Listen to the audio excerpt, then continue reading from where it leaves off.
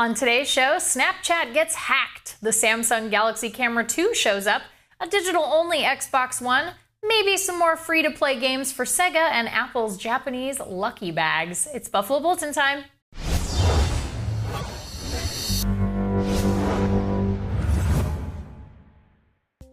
Hello Internet, and welcome to the Buffalo Bulletin, where we recap stories from our site, technobuffalo.com, every Tuesday and Friday. If you're interested in reading more about any story on the show, check the description for links below or click on the graphics if you have annotations available and toggled on. I'm Ashley Esqueda. Here are your top stories.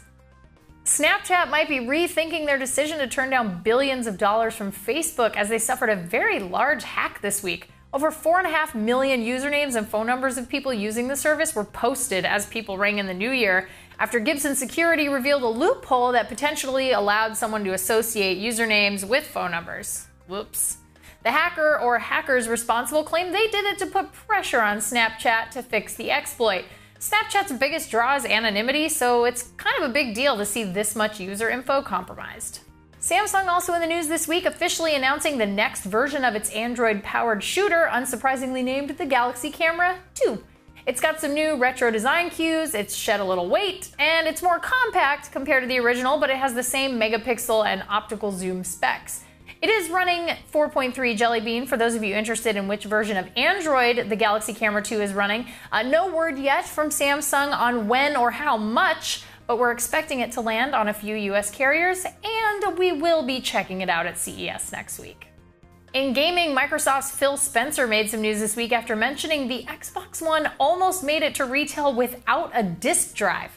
That's right, the Xbox One was almost entirely digital, with Microsoft apparently kicking around the plan until post-E3 feedback and concerns about bandwidth issues made it clear a digital-only console was not quite in the cards this console generation.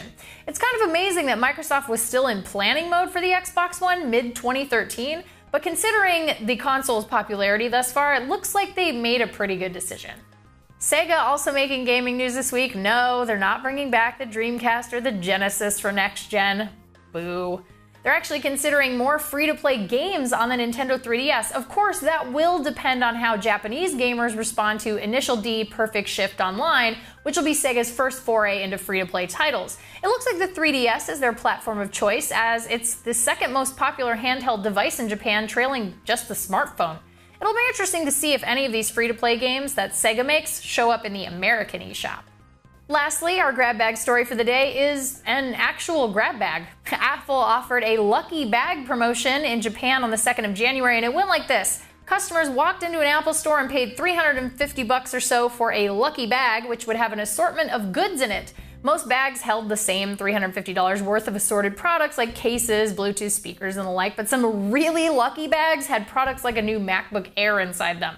We probably won't see an event like that here in the States, but it was still kind of cool to see a retailer like Apple do grab bags like this for its customers. That's the Buffalo Bulletin for today. If you enjoyed the show, a thumbs up would be super awesome of you, and if you want more great Techno Buffalo video content, please subscribe to our YouTube channel by clicking this giant subscribe button. See you guys after CES.